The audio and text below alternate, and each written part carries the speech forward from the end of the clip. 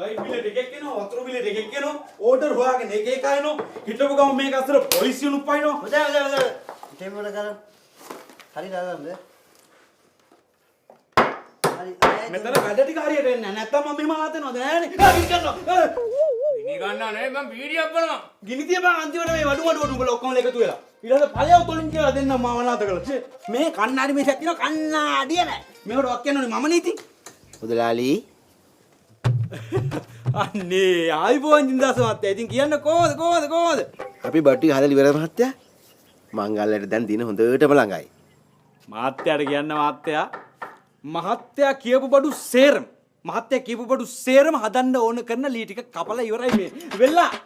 වෙල්ලා මේඬු. කොහොමද මහත්තයා වැඩි? තාම අත ගන්නවනේ මහත්තයා. අත ගන්නවා? අත ගන්නවා කියන්නේ ඇත්තට මේ අර ඒ බඩු හදන්න ඕන කරන සේරම ලෑලි ලී ඔක්කොම අත ගන්න ඕනේ මුලින් පදන් වෙන්නේ. ඔව් දැන් ගස් කපලා ලී ඉරලා සතියක්වත් අත ගන්න ඕනේ. එතකොට තමයි පදන් වෙන්නේ. මේ මම දැනුත් මේ අතක ගා ඉඳලා ආවේ. දලාලි මහත්තයා මේ එක එක වට කතා කරන්න එපා. මට වැඩ තියෙනවානේ. කතා කරන්න. නෑ කතා ගන්නේ නෑ. මේ අත යාර කමන්න තලන්න එපා. ඇයි? මිටි අතේනේ. අපි එහෙමයි පිළිවෙලට වැටික් කරගෙන යන්නේ. ඇහුවට තරහ වෙන්න එපා මුදලාලි. ඔය බාසුන් නැගේ වැඩ හොඳයිද? අපිට මේ එක එක ආරංචි එනවා. ඈ? මේ අපේ බාස වෙල්ල බාස? මොනවාද නෝනා කියන්නේ? මේ වගේ වැඩක් මේ පළාත් 35 වෙන කොහෙවත් නැහැ. මේ ළඟදී හම්බුණා එන පත 3 දෙනෙකුටවත් බදන්න බැරි ලොකු බුර්ත ගහ. එලිම අපේ බාස ගියා ගෝලයක් එක්ක තිබ්බා ඉනිමග ගහේ දැල්ලට සිටිපිටි ගාලන එක. බාස ගහේ දැල්ලට ගහේ දැල් ඉඳලා ගහේ මලි වලින් ගැහුවා කබඩ් එක. ඊට පොඩ්ඩක් පාත් කරලා යටින් ගැහුවා පලංචිය උඩින් ඉඳලා ගැහුවා ටිබල් ඇඳ. ඊට පස්සේ කැම මේසේ පුටු හය ගහලා කෙලිම ගහ මුලට බහැලා කඳ මුලින් ගැහුවා කන්නාඩි මේසේ. ඊට පස්සේ තමයි ගහ ගැප්පුවේ. බඩු හදලායි ගහ කපන්නේ. ගහේ බඩු මේ හොඳ. එමය අපේ බස්.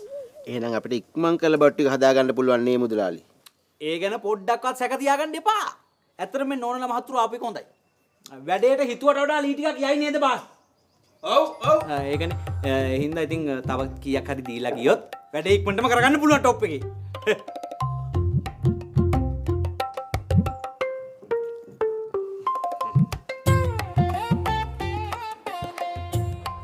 හොඳයි. බොහොම ස්තුතියි. එහෙනම් පරිස්සමෙන් ඉලින්න ආයිපුවා. වැඩේ සරපරස් ගාලා වෙයි. බාස් ලෑලි අත ගෑවා වැඩේ කොටද?